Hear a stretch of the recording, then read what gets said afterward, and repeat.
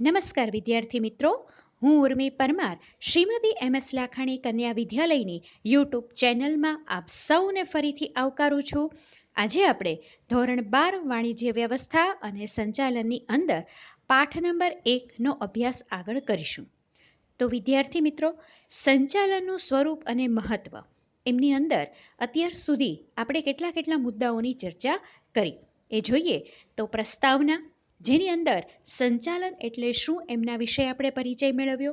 ત્યારબાદ સંચાલનનો અર્થ અને વ્યાખ્યા, આ બંને વસ્તુ આપણે જોયા. સંચાલનની વ્યાખ્યાની અંદર લિવિંગસ્ટનની વ્યાખ્યા, જ્યોર્જ આર ટેરીની વ્યાખ્યા અને કુંતઝ અને ઓડોનલે પોતાના મંતવ્ય પ્રમાણે સંચાલન એટલે શું એને મૂલવ્યું. જેની અંદર આપણે ત્રણેય વ્યાખ્યાની અંદરથી એક વસ્તુ પણ આપણે એમાં જાણી કે બીજા પાસેથી કામ લેવાની એ કળા એટલે સંચાલન.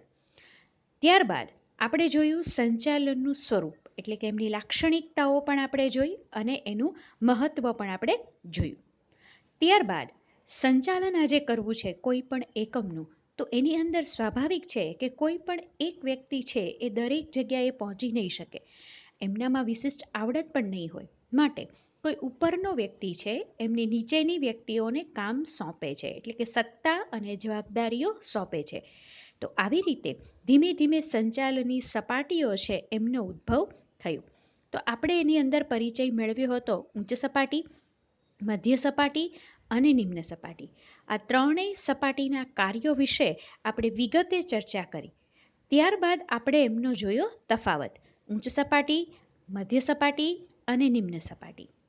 ત્યારબાદ સંચાલનની અંદર એનું મહત્ત્વના કાર્ય તરીકે પણ આપણે એમનો સમાવેશ કરી શકીએ તે સંકલન. સંકલન એટલે કોર્ડિનેશન, કે કોઈ પણ કર્મચારી વચ્ચે જ્યાં સુધી સંકલન નહીં હોય ત્યાં સુધી સંચાલનના જે દરેક પાસાઓ છે, આયોજન છે, વ્યવસ્થા તંત્ર છે, અંકુશ છે, દોરવણી છે, તો આ કોઈ પણ વસ્તુનું મહત્વતા નહીં રહે. તો સૌથી વધારે અગત્યની વસ્તુ પણ કઈ છે તો કે દરેક કર્મચારી વચ્ચે એટલે કે ઉચ્ચ સપાટી, મધ્ય સપાટી અને નિમ્ન સપાટી એ ત્રણેય સપાટી વચ્ચે સંકલન હોવું આવશ્યક છે. તો આપણે એમના જોયા લક્ષણો અને એનું મહત્વ. ત્યારબાદ છેલ્લો પ્રશ્ન આ પાઠનો હતો સંચાલનના કાર્ય વિસ્તારો. સંચાલનના કાર્ય વિસ્તારોને કેટલા છે અને કઈ રીતના એને મૂલવી શકાય, તો એની અંદર સૌથી પહેલું આપણે બજારીય સંચાલન, બીજું માનવ સંસાધન સંચાલન, ત્રીજું નાણાકીય સંચાલન અને ચોથું ઉત્પાદન સંચાલન.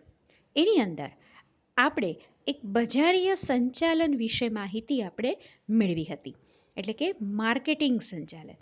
કોઈ પણ વસ્તુનું આજે જ્યારે ઉત્પાદન કરવું છે, ઉત્પાદક છે એ કોઈ પણ વસ્તુનું ઉત્પાદન કરશે, પણ એણે માર્કેટિંગ કરવું જ પડશે, તો જ બીજાને ખ્યાલ પડે કે આ વસ્તુનું વેચાણ થાય છે, આ વસ્તુ આટલી સ્વરૂપ, આકાર, રંગ, રૂપ, એની ગુણવત્તા, એમાંથી થતા ફાયદા, આ બધી જ વસ્તુ છે એ આપણે એમને કહેવા પડશે, બજારની અંદર આ મૂકવા પડશે, તો જ એ વસ્તુનું માર્કેટિંગ થશે, લોકોને ખબર પડશે અને લોકો એ વસ્તુને વાપરતા છે એ આગળ આવશે. તો ત્યારબાદ આપણે બજારીય સંચાલનની અંદર પેદાશ મિશ્રની પણ આપણે વાત કરી. સૌથી વધારે અગત્યનું પરિબળ એટલે કે કિંમત, એમની પણ એની અંદર આપણે વાત કરી હતી. ત્યારબાદ વસ્તુ જે છે આપણે ઉત્પાદક પાસેથી વિતરણ વ્યવસ્થા એની કઈ રીતે ગોઠવવી, એટલે કે ઉપભોક્તા સુધી વસ્તુને પહોંચાડવાની છે. જ્યાં સુધી ઉપભોક્તા સુધી વસ્તુ ના પહોંચે ત્યાં સુધી ખરેખર એ વસ્તુની અગત્યતા બને જ નહીં. તો ઉપભોક્તા સુધી કઈ રીતે પહોંચાડવી એ મોટો પ્રશ્ન. તો એની અંદર આપણે વાત કરી વિતરણ વ્યવસ્થાની. 11મા ધોરણની અંદર પણ તમે શીખ્યા કે જથ્થાબંધ વેપારી છે, છૂટક વેપારી છે, આની મદદ પણ આપણે લઈ શકીએ છીએ ઉપભોક્તા સુધી વસ્તુને પહોંચાડવા માટે. વાહન વ્યવહાર અને સંદેશા વ્યવહાર, આ પણ બંને આની અંદર ભાગ છે એ ભજવે છે કે ઉપભોક્તા સુધી સંદેશો અને વસ્તુ છે એ બંને જઈ શકે છે. ત્યારબાદ એનાથી છેલ્લી વસ્તુ અભિવૃદ્ધિ, એનો પણ આપણે પરિચય મેળવ્યો કે કોઈ પણ ઉત્પાદક છે એ માર્કેટની અંદર આજે વેચાણ કરે, પણ અત્યારે એનો વેચાણની અંદર બજારમાં જે હિસ્સો છે એ જળવાઈ રહેવો જોઈએ એટલું તો પૂરતું નથી, પણ દિવસે ને દિવસે એમની અંદર વધારો થવો જોઈએ. તો એ વધારવા માટે થઈ અને અવનવી પદ્ધતિઓનો ઉપયોગ કરે છે, એટલે કે માર્કેટિંગ કરે છે. તો આ માર્કેટિંગની જે વાત છે એ આપણે બજારીય સંચાલનની અંદર કરી હતી. તો આટલા સુધીની આટલી વાત આપણે ગયા લેક્ચરની અંદર કરી. હવે આજે આપણે જે બાબતો ઉપર ફોકસ કરવાના છીએ એ છે સંચાલનના કાર્ય વિસ્તારોનો બીજો ભાગ, માનવ સંસાધન સંચાલન, ત્રીજી વસ્તુ નાણાકીય સંચાલન અને ચોથી વસ્તુ ઉત્પાદન સંચાલન. તો આજે આપણે આટલા મુદ્દાઓની ચર્ચા કરીશું. તો આગળ ઉપર સૌથી પહેલી જ વસ્તુ આપણે જોઈએ, માનવ સંસાધન સંચાલન. માનવ છે એ પણ એક પ્રકારનું સજીવ સાધન જ છે.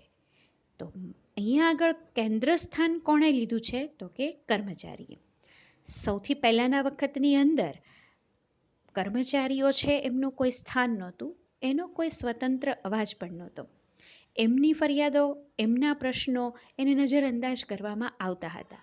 પણ આધુનિક સમયની અંદર કર્મચારી જે છે, માનવ છે જે સજીવ સાધન છે, એને કેન્દ્ર સ્થાને રાખીને જ અને સંકલન એમની સાથે સાધીને જ આપણે ધ્યેય સિદ્ધિ સુધી છે એ પહોંચી શકીશું એવું દરેક સંચાલકો છે એ માનવા લાગ્યા. તો બીજા નંબરે આપણે જોઈએ માનવ સંસાધન સંચાલન. તો બીજી વસ્તુ, કોઈ પણ ધંધાકીય એકમમાં જમીન છે, મકાન છે, મશીનરીનો આપણે ઉપયોગ કરીએ છીએ, ફર્નિચર તથા વાહનો જેવી મિલકતોનું જતન કરવામાં આવે છે. આ બધી જ વસ્તુ પણ નિર્જીવ સાધનો છે, જેનું કોઈ પણ સંચાલક સારી રીતના એમની સાર સંભાળ લે છે. તે જ રીતે ધંધાકીય એકમમાં કામ કરતા કર્મચારીઓ એકમની એક સજીવ અને મૂલ્યવાન મિલકત છે. માણસ છે એ સાધન છે, પણ કેવું છે તો કે સજીવ. એટલે થોડું એની સાથે કામ કરવાની અંદર પણ સંકલન રાખવું એ જરૂરી છે. કારણ કે માણસ વસ્તુ એવી છે કે એમને લાગણી છે, એમને સમાન છે, એમને પોતાના વિચારો છે, પ્રશ્નો છે થોડા, અને એ સજીવ સાધન સાથે તમારે કામ કરવાનું છે અને એને સત્તા અને જવાબદારીની વહેંચણી કરવાની છે. તો નિર્જીવ સાધનોની જો આપણે આટલી કેર કરીએ તો આ તો સજીવ સાધન છે, એટલે એમની એ મૂલ્યવાન મિલકત છે આપણી, એટલે એમને તો ચોક્કસપણે એમનું જતન કરવું પડશે. ધંધાકીય સાહસોની સફળતાનો આધાર તે ધંધામાં કામ કરેલા કર્મચારી ઉપર જ રહેલો છે મોટા ભાગે. કારણ કે આયોજન છે એ ઉચ્ચ સપાટી બનાવશે, મધ્ય સપાટી છે એમને સંદેશો એ આપશે, એના નીતિ નિયમો, એમણે જે ધ્યેયો નક્કી કર્યા છે એ બધી જ વસ્તુ મધ્ય સપાટીને સમજાવશે. ત્યારબાદ મધ્ય સપાટી છે એ નિમ્ન સપાટી પાસેથી ધ્યેય સિદ્ધ કરવા માટે થઈને કામ લેશે. તો આખો આધાર જો કોઈ પણ એકમનો હોય તો એ છે કર્મચારી ગણ કેવો છે એ એકમ પાસે એમના ઉપર રહેલો છે. બાકી સારામાં સારું આયોજન હોય કે સારામાં સારું વ્યવસ્થા તંત્રની રચના કરી હોય, પણ જ્યાં સુધી એને સફળ કરનારા કર્મચારી વ્યવસ્થિત નથી ત્યાં સુધી આ દરેક આયોજન અને દરેક વ્યવસ્થા તંત્ર છે એ સફળ થતા નથી. તો કર્મચારીઓની જરૂરિયાતો સંતોષવામાં આવે, તેમને યોગ્ય વાતાવરણ પૂરું પાડવામાં આવે, એની દરેક જે જરૂરિયાત છે, એમને કોઈ પણ એમના પ્રશ્નો હશે, એની ફરિયાદો હશે, એ ક્યાંક કોઈ કામની અંદર અટકતો હશે, તો આ બધી પરિસ્થિતિઓની અંદર એમને જો વ્યવસ્થિત રીતના જવાબ દો, એને સંતોષ થાય એ રીતના એમને કામ શીખવાડો, સોંપો, તો આ બધી જ વસ્તુની અંદરથી એક તંદુરસ્ત વાતાવરણ એકમની અંદર ઊભું થશે. અને જેનાથી શું થશે તો કે જે કર્મચારી ફેરબદલી દર રેશિયો છે એ ઘટશે. દરેકને સારું વાતાવરણ છે તો એ શું કામ છોડીને આજે એકમ જવાનું. એટલે યોગ્ય વાતાવરણ એને પૂરું પાડવામાં આવે, યોગ્ય કાળજી લેવામાં આવે, તો ધંધાકીય ઉદ્દેશો છે એ ખૂબ જ સરળતાથી અને સફળતાપૂર્વક સિદ્ધ કરી શકાશે. આ પ્રકારની માવજતને કારણે કર્મચારીઓનો જુસ્સો વધે છે, વફાદારી પણ એમની એકમ પ્રત્યે વધે છે, જૂથ ભાવના દરેક ડિપાર્ટમેન્ટ વચ્ચે એક સંકલનની ભાવના છે એ રચાય છે, સમૂહની અંદર કામ કરવા માટે પણ એમનો જુસ્સો વધે છે, વગેરેનો વિકાસ થાય અને કાર્યક્ષમતા બધાથી વધશે. જુસ્સો છે કર્મચારીનો, એટલે કામ છે એ પૂરું કરવાની અને ખૂબ સારી રીતના પૂરું કરવાની એક તાલાવેલી છે, અને એ જુસ્સો એમના વિભાગીય અધિકારીએ ઉત્પન્ન કરેલો છે. વફાદારી પણ એકમ પ્રત્યે ભારોભાર ભરેલી છે. જૂથ છે એ હકારાત્મક બાબતો માટે સંગઠિત છે. તો આ બધાથી શું વધશે તો કે પોતાનો પણ વિકાસ થશે કર્મચારીનો, અને એની કાર્યક્ષમતા પણ વધશે. પરિણામે એ એકમનું ધ્યેય સિદ્ધ કરી શકશે વ્યવસ્થિત રીતના. આ થઈ એમની પ્રસ્તાવનાની વાત કે ભાઈ કર્મચારી જે છે એ સજીવ સાધન છે અને આપણે એમનું જતન કરવું જ જોઈશે. હવે આપણે એમનો જોઈએ અર્થ. માનવ સંસાધન સંચાલન એટલે ધંધાકીય એકમમાં કામ કરતા કર્મચારીઓનું કૌશલ્ય, એમાં જ્ઞાન, એમાં બુદ્ધિ, ગમો અણગમો, વ્યક્તિગત વિકાસ, એમની જરૂરિયાત વગેરે જેવી તમામ બાબતોને ધ્યાનમાં લઈ અને કંપનીના ઉદ્દેશો સાથે એને સાંકળવાનો છે. સાંકળી અને ધંધાને ક્યાં તો કે સફળતા તથા નફાકારકતાના માર્ગે લઈ જવાની એક સમગ્ર પ્રક્રિયા એટલે માનવ સંસાધન. ખાસ કરીને જોઈએ તો આની અંદર ઘણી બધી એણે વાત કરી કે કર્મચારીની અંદર કૌશલ્ય, એનામાં આવડત છે, એનામાં વિશિષ્ટતા છે. કોઈ પર્ટિક્યુલર એકમ કોઈ વસ્તુનું એમને જ્ઞાન છે. બુદ્ધિ, એનો ગમો અણગમો છે. વ્યક્તિનું જ્યારે ઇન્ટરવ્યૂ થાય ને ત્યારે જ એની કસોટીઓ લેવામાં આવે છે. આપણે 5મા પાઠની અંદર આ વિવિધ પ્રકારની કસોટીઓ વિશે વાત કરી હતી, જેની અંદરથી પણ આપણને ખબર પડે કે ભાઈ વ્યક્તિ છે એના કયા ક્ષેત્ર તરફ એનો રસ છે અને કયા ક્ષેત્ર તરફ એને આપણે લઈ જઈ શકીશું. તો એના ગમા અણગમાની આપણને ખ્યાલ પડે. એમનો વ્યક્તિત્વ વિકાસ સૌથી પહેલાં તો થવો જોઈએ, સેલ્ફ ડેવલપમેન્ટ જેને કહી શકાય. પહેલાં કર્મચારીનો વિકાસ કરવાનો છે. એનો વિકાસ કરશો એટલે એકમનો વિકાસ આપોઆપ થશે. એમની પણ જરૂરિયાતો છે. આ બધી બાબતોને કોની સાથે આપણે સાંકળશું તો કે કંપનીના ઉદ્દેશો સાથે સાંકળી લેવાનું છે. એટલે એક જ ધ્યેય થઈ ગયો. આપણે વસ્તુ એક સમાન હેતુ અને સમાન ધ્યેય સાથે દરેક સપાટી કામ કરવી જોઈએ. તો એ સંકળાઈ ગયા. હવે આ બધી જ વસ્તુ જો સમાન ધ્યેય તરફ આગળ ધપે છે તો ચોક્કસપણે એ માર્ગ છે એ સફળતા અને નફાકારકતા માર્ગે હોઈ જ શકે. તો આ થયો માનવ સંસાધન. ત્યારબાદ આપણે જોઈએ એમની લાક્ષણિકતાઓ. એની વ્યાખ્યા અને એની પ્રસ્તાવના ઉપરથી જ એમની લાક્ષણિકતાઓ છે એ થોડી આપી.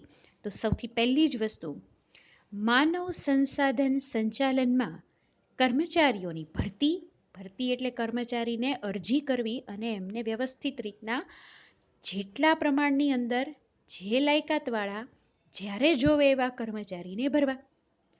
ત્યારબાદ ભરતી થઈ ગઈ પછી એમને તાલીમ આપી વ્યવસ્થિત રીતના, એને સમયાંતરે એમને પ્રમોશન આપવું એટલે કે બઢતી આપવી, કયું કામ કેવી રીતે કરવાનું છે એમની દોરવણી આપવી. આ દરેક વસ્તુઓનો સમાવેશ છે એની અંદર થાય છે. જો આ દરેક વસ્તુ વ્યવસ્થિત રીતના થતી હશે એટલે કર્મચારીને પણ કામ કરવાનો જુસ્સો છે એ વધશે. બીજા નંબરે, માનવ સંસાધન સંચાલનમાં કર્મચારીના વ્યક્તિગત ધ્યેયને સાંકળી અને કંપનીના ધ્યેય સિદ્ધ કરવામાં આવે છે. કર્મચારી છે એમનો પોતાનો વ્યક્તિગત વિકાસ થવો જોશે, એનો પોતાનો પણ ક્યાંક ધ્યેય છે. કોઈ પણ વ્યક્તિ છે એ આજે પોતે કોઈ પણ હોદ્દા ઉપર છે એની નિમણૂક થઈ, પણ હંમેશા એ વ્યક્તિ જે છે એવું માનશે કે એમને બઢતી મળે, દરેકની અપેક્ષા હોય. તો એમનો પણ ધ્યેય પોતાનો છે જ, પોતાનો વ્યક્તિગત વિકાસ સાધવાનો ધ્યેય છે જ. એટલે સૌથી પહેલાં વિકાસ કોનો કરવો પડશે તો કે કર્મચારીનો. એમના ધ્યેય જો વ્યવસ્થિત રીતના સંકળાઈ જાય બરાબર, તો કંપનીના ધ્યેય સિદ્ધિ આપોઆપ થઈ જશે. ત્રીજી વસ્તુ, માનવ સંસાધન સંચાલનનું મૂળભૂત કાર્ય છે એ કર્મચારીને એક અમૂલ્ય મિલકત સમજી અને તેનું સંચાલન કરવાનું છે. કર્મચારી વ્યવસ્થા સંચાલન 5મો પાઠ આપણે ભણ્યા એ મુજબ કે માનવ સંસાધન સંચાલન કર્મચારીને કેન્દ્ર સ્થાને રાખવો છે અને અમૂલ્ય મિલકત સમજો. કારખાનાના એ હાથપગ છે કર્મચારી. કર્મચારીને યોગ્ય તાલીમ આપીને તેમના વિકાસ માટે એની ભરતી એક વખત થઈ ગઈ પછી એમને શું આપવાનું છે તો કે યોગ્ય પ્રકારની તાલીમ. તાલીમ આપી તાલીમ અને વિકાસ બંને અલગ અલગ શબ્દ છે, બરાબર. તાલીમ આપી વ્યક્તિને તમે પૂરેપૂરો કેળવ્યો કયું કામ કઈ રીતના કરવું અને કયા સાધનો કરકસરયુક્ત ઉપયોગ કઈ રીતના કરવો, બગાડ કેમ ઓછો થાય, પડતર સૌથી વધારે કેમ નીચી આવે અને નફો છે એ આપણે કાઢી શકીએ. ત્યારબાદ એની અંદર નવું તમે શું કરી શકો છો, નવું સંશોધન તમે શું કરો છો, એ વિકાસ કહે છે. એટલે વિકાસ માટે કાર્યવાહી કરવામાં આવે છે. કર્મચારીઓને કામગીરીનું મૂલ્યાંકન એટલે સમયાંતરે એનું એનાલિસિસ થવું જોઈએ. આપણે પણ કેમ પરીક્ષા આપીએ એટલે પરીક્ષા આપીએ એક પ્રકારનું આપણું મૂલ્યાંકન છે કે જેથી આપણને ખબર પડે કે આપણે કયા વિષયની અંદર મહેનતની જરૂર છે, કેમાં સારા આવે છે. તો દરેક કામગીરીનું છે એ કર્મચારીનું સમયાંતરે મૂલ્યાંકન થવું જોઈએ. તેમનું યોગ્ય સ્થાન નિશ્ચિત કરવાનું કામ પણ માનવ સંસાધન સંચાલન કરે છે. એટલે કે જે કર્મચારીને જે વિષય ઉપર પ્રભુત્વ છે એ જ કામ છે એ એમને સોંપવું જોઈએ. એટલે કયા સ્થાન ઉપર ચાલે છે એનું પણ આ સમયાંતરે મૂલ્યાંકન કરવાથી વ્યવસ્થિત રીતના કોઈ પણ વિભાગીય અધિકારી છે એ જાણી શકે છે. ત્યારબાદ છઠ્ઠી વસ્તુ, યોગ્ય સંચાલનથી કર્મચારીનો ફેરબદલી દર ઘટાડી શકાય છે. અગાઉ આપણે વાત કરી કર્મચારીનો ફેરબદલી દર. કર્મચારીનો ફેરબદલી દર એટલે તો કે કર્મચારી અન્ય જગ્યાએ જશે આપણું એકમ છોડીને, તો એ આપણે એને તાલીમ આપી, આપણે એમનો વિકાસ કર્યો અને પછી જો એ બીજા એકમની અંદર જાય, એકમને આ વસ્તુ પરવડે નહીં. માટે કર્મચારી છે એ એકમમાં લાંબા સમય સુધી ટકી રહે અને આપણને એમનો લાભ લઈ શકાય એવી પરિસ્થિતિનું જ નિર્માણ આપણે કરવાનું છે. તો આની અંદર એનો ફેરબદલીનો દર ઘટશે ક્યારે? કે જ્યારે એને સારામાં સારું વાતાવરણ મળશે, સારામાં સારો એને સંતોષ છે એ કામ કરવાથી, બરાબર. તો શા માટે એ પોતાનું એકમ છોડવાનો પ્રયત્ન કરશે નહીં. એટલે એક તંદુરસ્ત વાતાવરણનું નિર્માણ આપણે કરી શકીશું યોગ્ય પ્રકારના સંચાલનથી. અને કુશળ કર્મચારીઓ છે એ ટક્યા રહેશે. જો એમનો વિકાસ નહીં થાય તો ખરેખર જે કુશળ કર્મચારી છે એ એકમ છોડી અને બીજા એકમની અંદર જવાનો પ્રયત્ન કરશે કે જ્યાં એમની વિકાસ દેખાય છે, પોતાનો પણ અને એકમનો પણ. તો આવી પરિસ્થિતિનું નિર્માણ ન થાય એની માટે પણ આપણે એને તાલીમ અને વિકાસ તરફ ધ્યાન કેન્દ્રિત કરવું જ પડશે. ત્યારબાદ સાતમું, માનવ સંસાધન સંચાલનમાં કર્મચારીઓને યોગ્ય વાતાવરણ પૂરું પાડવામાં આવે જેથી એને કામ કરવાનો જુસ્સો વધે, એની કાર્યક્ષમતા વધે અને પરિણામે તો કે એકમના જે પ્રતિષ્ઠા છે, એમના મૂલ્યો છે, એમનું ધ્યેય છે, એ બધી જ વસ્તુ જળવાઈ રહે. તો આવી રીતે જો એકમને ધ્યેય સુધી પહોંચાડવી છે ખૂબ જ ઝડપથી અને સરળતાથી, તો એના માટે કર્મચારીને સજીવ સાધન જે આપણી પાસે રહેલું છે એને યોગ્ય પ્રકારની માવજત છે એ એકમે કરવી જ પડશે. ત્યારબાદ આપણે એમનું મહત્વ જોઈએ. સૌથી પહેલી વસ્તુ, કર્મચારીઓની કાર્યક્ષમતામાં તો કે વધારો થાય, કારણ કે જુસ્સો એનો વધે છે, કામ કરવાની એનો કાર્યક્ષમતા એની વધે છે. ત્યારબાદ બીજી વસ્તુ, કર્મચારી છે સારામાં સારી રીતના કામ કરે છે માટે તો કે એકમની નફાકારકતા આપોઆપ વધશે. ત્યારબાદ એકમની નફાકારકતા વધે એટલે સાથે સાથે શેમાં વધારો થશે? તો કે એકમની પ્રતિષ્ઠામાં. પણ એ બધી જ વસ્તુ શક્ય ક્યારે બની? તો કે સૌથી પહેલાં કર્મચારી છે એની કાર્યક્ષમતામાં આપણે વધારો કર્યો, સમયાંતરે એને બઢતી આપીને યોગ્ય પ્રકારનો જુસ્સામાં વધારો કર્યો, એમનો યોગ્ય પ્રકારનું વાતાવરણ ક્રિએટ કર્યું કે જેથી કરી અને એ સ્થળ છોડીને જાય જ નહીં, તાલીમ આપી, દોરવણી આપી, આ પ્રકારનું સારામાં સારું વાતાવરણ એક ઊભું કર્યું એકમમાં, જેથી તો કે સારામાં સારું કામ કરે છે માટે તો કે નફાકારકતા એમની વધે છે. નફાકારકતા વધે છે એટલે શેમાં વધારો થાય છે? તો કે પ્રતિષ્ઠામાં વધારો થાય છે. તો ત્રણેય વસ્તુ આ થઈ. ચોથી વસ્તુ, ઉત્પાદિત વસ્તુ એટલે આપણે જે વસ્તુને ઉત્પન્ન કરીએ છીએ એ વસ્તુ કે સેવાની ગુણવત્તા છે એના ઊંચા ધોરણો છે એ જળવાય છે. શા માટે? તો કે દરેક કર્મચારી કેવી રીતે કામ કરે છે? તો કે પૂરેપૂરી કાર્યક્ષમતાથી. શું કામ? તો કે યોગ્ય પ્રકારની તાલીમ અને દોરવણી એને મળેલી છે. માટે તો કે સારામાં સારી રીતના દરેક સાધનો જે છે એનો સારામાં સારો શ્રેષ્ઠ અને કરકસરભર્યો ઉપયોગ કરતા એને આવડે છે. પરિણામે તો કે આપણે જે કાંઈ વસ્તુ અને સેવાઓનું ઉત્પાદન કરીએ છીએ એમના ગુણવત્તાના ધોરણો જળવાઈ રહે છે.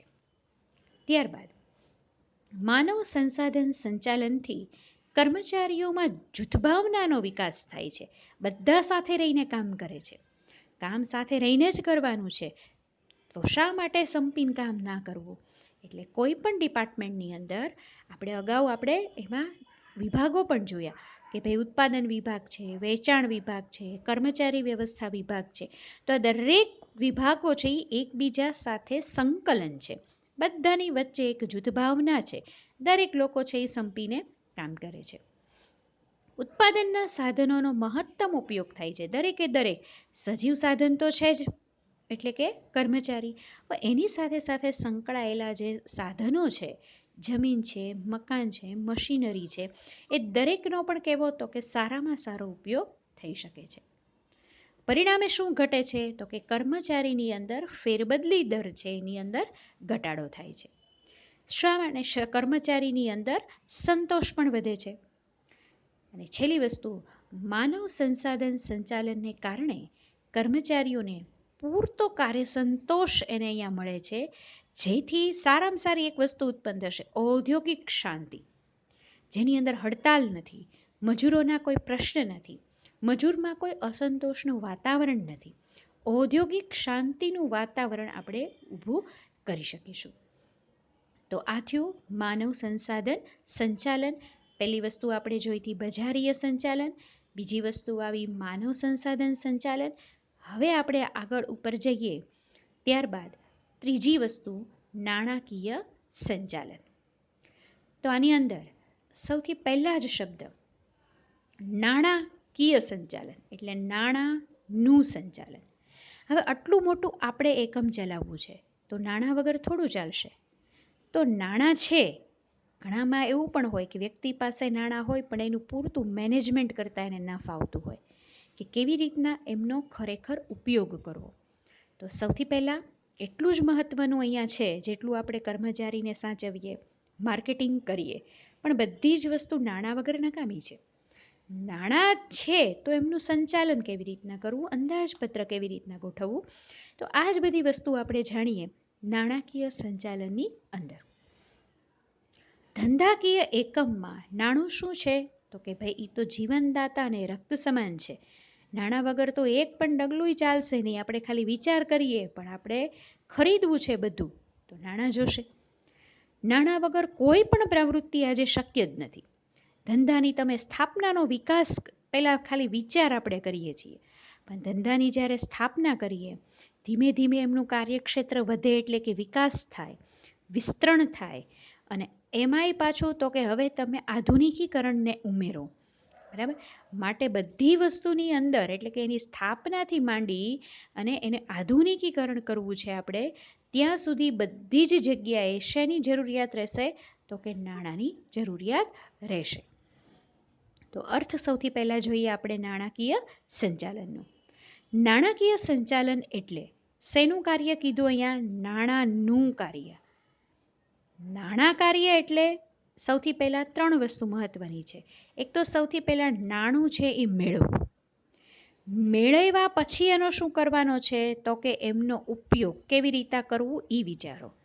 ઉપયોગ કર્યા પછી તમારી પાસે શું આવશે? તો કે આવક આવી, પણ હવે તો કે એ આવકની ફાળવણી કઈ રીતના કરવી છે એ વિચારો. આ ત્રણ વસ્તુનો વિચારને એટલે જ નાણાકીય સંચાલન.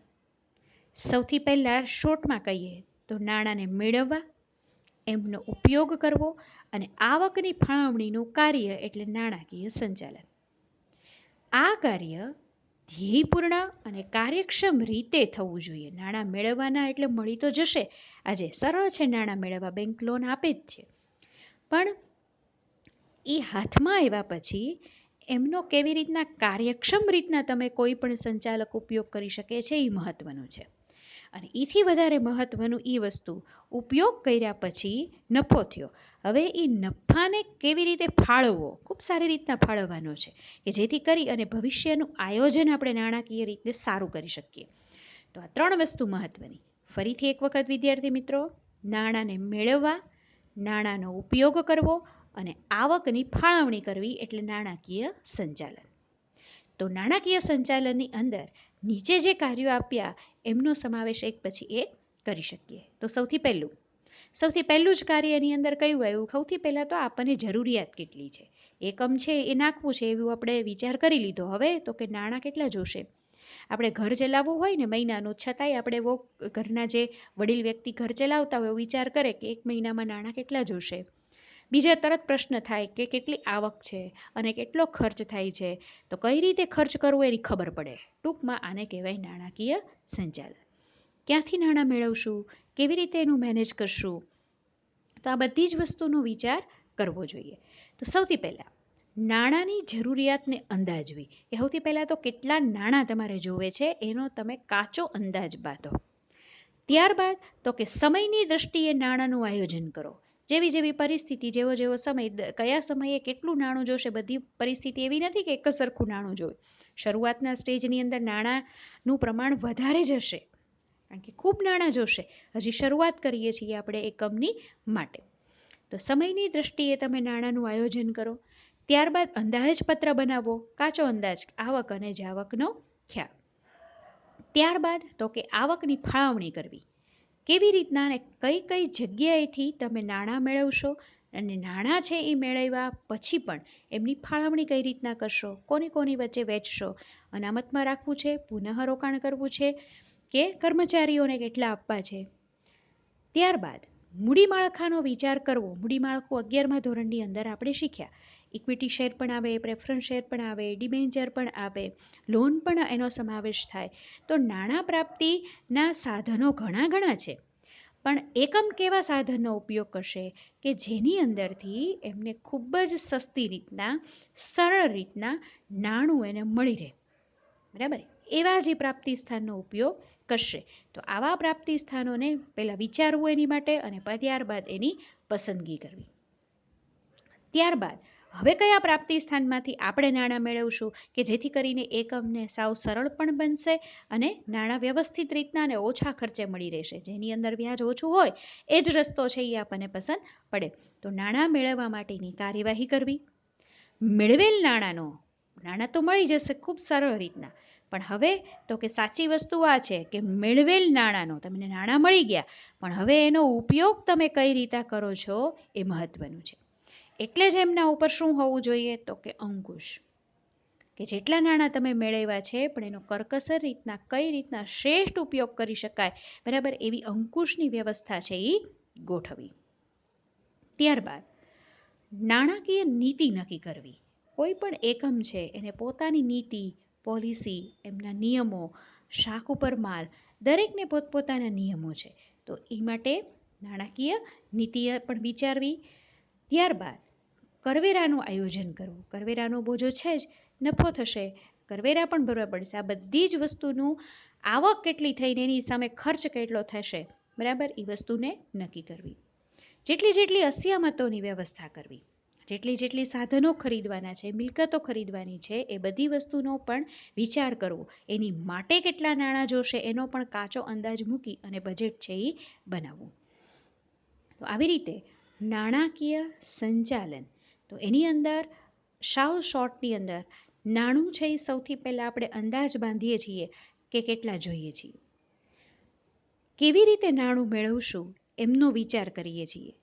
ત્યારબાદ નાણું મળી ગયું, હવે મળી ગયા પછી આપણે એનો ઉપયોગ કઈ રીતના, સારી રીતના કરશું, કેમ કરશું ને ક્યાં કરશું એમનો તમે વિચાર કરો છો.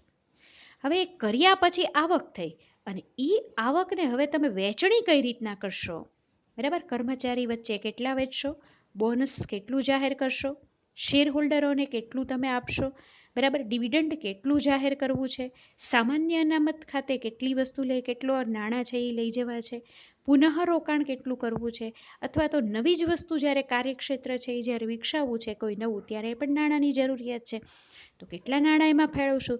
તો આ તમામનો વિચાર છે એ ફાળવણી વખતે કરવાનો છે.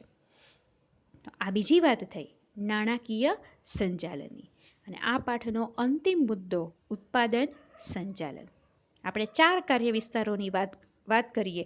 એની અંદર સૌથી પહેલું આપણે જોયું માર્કેટિંગ, બીજી વસ્તુ જોઈ માનવ સંસાધન સંચાલન, ત્રીજી વસ્તુ આપણે જોઈ નાણાકીય સંચાલન, અને છેલ્લી વસ્તુ આજે આપણે હવે જોશું ઉત્પાદન સંચાલન. આ સૌથી પહેલું હોવું જોઈએ. ઉત્પાદન છે એટલે એની પાછળ આ દરેક કાર્ય વસ્તુ આવે છે. સૌથી પહેલાં ઉત્પાદન સંચાલન. કુદરતમાંથી પ્રાપ્ત થતા કાચા માલ ઉપર, બરાબર, આપણે 11મા ધોરણની અંદર આ વસ્તુ શીખ્યા કે ભાઈ કુદરતનું સાનિધ્યમાંથી કાચો માલ મળી આવ્યો. હવે એ કાચો માલ વપરાશ યોગ્ય નથી, એને વપરાશ યોગ્ય બનાવવાનો છે. કોણ બનાવશે? માનવ. એટલે માનવ પ્રયાસો દ્વારા વપરાશ યોગ્ય વસ્તુઓ બનાવવી એટલે શું? તો કે ઉત્પાદન. આ 1 માર્કના સવાલની અંદર પૂછાય છે. ઉત્પાદન એટલે શું? કુદરતના સાનિધ્યમાંથી કાચો માલ મળી આવે છે, બરાબર. દરેક વસ્તુ આપણે ખોદકામ કરીને જમીનમાંથી કાઢીએ છીએ. કોઈ પણ કાચો માલ, ધાતુઓ મળી આવે છે, બરાબર, ખનિજ તેલ મળી આવે છે, હીરા મળી આવે છે. તો આ બધું જ્યારે મળે છે ત્યારે વપરાશ યોગ્ય છે જ નહીં. એને વપરાશ યોગ્ય કોણ બનાવે છે? તો કે માનવ બનાવે છે પોતાના પ્રયાસોથી. એટલે એને વપરાશ યોગ્ય જ્યારે બનાવવામાં આવે માનવના પ્રયાસોથી, એમને શું કહીશું આપણે? તો કે ઉત્પાદન. ઉત્પાદન સંચાલન ગ્રાહકોની જરૂરિયાતને સંતોષવાની શક્તિ ધરાવતી વસ્તુઓ અને સેવાઓનું સર્જન કરે છે. મોટું ને બહુ સરસ કામ કરે છે ઉત્પાદન, કે ગ્રાહકની જે જરૂરિયાતો છે એમના સુધી પહોંચે છે. એમની જરૂરિયાત અને એમની માંગ પ્રમાણે વસ્તુઓ છે એ બજારની અંદર એમનો પુરવઠો ઠાલવે છે. દરેક વખતે નવું સંશોધન, દરેક વખતે ગ્રાહકોની જે ઈચ્છા, રુચિ, ફેશન, ટેવ એમની છે એ જે માંગે છે, એમની જરૂરિયાત એના મન સુધી છે એ ઉત્પાદક પહોંચે છે અને વસ્તુ અને સેવાનું વિસર્જન કરે છે. તો આવી રીતે કુદરતના સાનિધ્યમાંથી વસ્તુ લઈ એની ઉપર પ્રક્રિયા કરે ને પ્રક્રિયા કરીને એ વસ્તુને વપરાશ લાયક બનાવે, બરાબર, તો એમને કહી શકાય ઉત્પાદન. તો આવી પ્રવૃત્તિ દરેક ઉત્પાદક છે એ કરે છે. તો અર્થ એનો જોઈએ. ઉત્પાદન સંચાલન એ ઉત્પાદનનું આયોજન કરવાની, કોઈ વસ્તુનું ઉત્પાદન કરવું છે, કેમ કરવું છે, ક્યાં કરવું છે, કેવી રીતના કરશું, કયા સ્થળે કરશું, તો આયોજન કરવાની, કાર્યક્રમ એનો નક્કી કરવાની, પછી એ કાર્યક્રમ મુજબ તો કે એની અંદર બધા વચ્ચે કોઓર્ડિનેશન હોવું જોઈએ, એટલે કે સંકલન સાધવાની, દોરવણી આપવાની અને અંકુશ રાખવાની એક પ્રક્રિયા છે. સંચાલનના બધા જ કાર્યો આની અંદર આવી ગયા ઉત્પાદનની અંદર. ફરીથી એક વખત, ઉત્પાદન સંચાલન એ ઉત્પાદનનું શું કરે છે? તો કે સૌથી પહેલાં આયોજન કરે છે. આયોજન પ્રમાણે એ શું નક્કી કરે છે? તો કે કાર્યક્રમ નક્કી કરે છે, કઈ રીતના આ કામ કરવું. ત્યારબાદ બધા કાર્યો વચ્ચે, બધા સાધનો વચ્ચે સંકલન સાધે છે. ત્યારબાદ એ દોરવણી આપે, કર્મે કયું કામ કેવી રીતે કરવું, બરાબર, દોરવણી આપે. એ બધી જ વસ્તુ આયોજન અને દોરવણી મુજબ જ ચાલે છે કે કેમ, એની માટે આપણે જરૂરિયાત રહેશે અંકુશની. તો આ દરેક વસ્તુનો સમાવેશ શેમાં થશે? તો કે ઉત્પાદન સંચાલનમાં. તો જોઈએ નીચે, ઉત્પાદન સંચાલનમાં મુખ્યત્વે નીચેના કાર્યોનો સમાવેશ આમાં થાય છે. તો સૌથી પહેલું કાર્ય એની અંદર ઉત્પાદન છે એમનું સૌથી પહેલાં તો આયોજન કરવું. કઈ રીતના, કઈ વસ્તુનું, કેવી રીતના, કેમ કરશું, એનું કોઈક રફલી આયોજન બનાવો, પૂર્વ વિચારણા કરો, બરાબર. ત્યારબાદ તો કે એમને લગતું માહિતી ભેગી કરો, એટલે કે સંશોધન કરવું એનું. તમે આયોજન એટલે બૌદ્ધિક પ્રક્રિયા છે, તમે ખાલી વિચાર કર્યો, પણ હવે તો કે એકચ્યુઅલ જ્યારે તમે એ કરવા માટે જઈ રહ્યા છો એ પહેલાં તો કે એની કાચી માહિતી લ્યો, એમની વિગતવાર તપાસ કરો, એટલે ઉત્પાદનનું સંશોધન કરવું. ત્યારબાદ વસ્તુ વિકાસ તેમજ પેદાશ મિશ્રની પસંદગી કરો. આપણે અગાઉ જોયું માર્કેટિંગ સંચાલનની અંદર પેદાશ મિશ્ર, વસ્તુનો રંગ, રૂપ, આકાર, કદ, પેકિંગ, આ દરેક વસ્તુની વાત એમની. અત્યારે એમનું સ્વરૂપ કેવું છે, હવે કેવું કરવું છે, તો વસ્તુ વિકાસ તેમજ પેદાશ મિશ્રની પસંદગી એની અંદર કરવી કે જે ખરેખર ગ્રાહકને પસંદ પડે છે. ત્યારબાદ આગળ ઉપર તો કે ટેકનોલોજી અને યંત્રોની પસંદગી કરવી. વસ્તુનું ઉત્પાદન કરવું છે, કાચો માલ મળ્યો, કાચા માલને આપણે વપરાશ યોગ્ય બનાવવાનો, તો એમની ઉપર પ્રક્રિયા કરવી પડશે. અને એ પ્રક્રિયા માટે જરૂરિયાત શેની રહેશે આપણે? તો કે યંત્રોની અને સારામાં સારી ટેકનોલોજીની. તો એની પસંદગી કરો કે તમે કઈ પદ્ધતિથી જવા માંગો છો. ત્યારબાદ ધંધાના સ્થાનની પસંદગી તેમજ વિન્યાસનો નિર્ણય. કારખાના વિન્યાસ, આખો યંત્ર સામગ્રી કઈ રીતના ગોઠવવી છે, બરાબર, એમનો વિન્યાસ આખો નક્કી કરવામાં આવે, પ્લાન્ટ નક્કી કરવામાં આવે, કઈ વસ્તુ કઈ જગ્યાએ કયો પ્લાન્ટ છે એની સ્થાપના કરવામાં આવે. તો સ્થાનથી પસંદગી લઈને આખો કારખાના વિન્યાસ જ્યાં સુધી નક્કી ન થાય એ તમામ વસ્તુનો વિચાર આ ઉત્પાદન કરતા પહેલાં જ કરી લેવામાં આવે. અને આ નિર્ણય ખૂબ જ અટપટો અને અઘરો છે, કારણ કે એક વખત કારખાના વિન્યાસ આખો થઈ ગયો પછી વારે વારે એને બદલી શકાતો નથી. સ્થાન પણ વારે વારે બદલી શકાતું નથી. માટે ખૂબ વ્યવસ્થિત રીતના વિચાર કરી અને લાંબા ગાળાનો વિચાર કરી અને આ ઉત્પાદન કરતાં પહેલાં આ વસ્તુનો કાર્યક્રમ ગોઠવવામાં આવે. ત્યારબાદ છઠ્ઠી વસ્તુ, માલ સામગ્રી તેમજ ઉત્પાદન માટે અન્ય જરૂરિયાતો છે એમનો અંદાજ મેળવો. માલ સામગ્રી જેટલી કાચો માલ આપણે જેટલો જોઈએ છે એને વપરાશ યોગ્ય કરવા માટે અમુક સામગ્રીઓની જરૂર છે.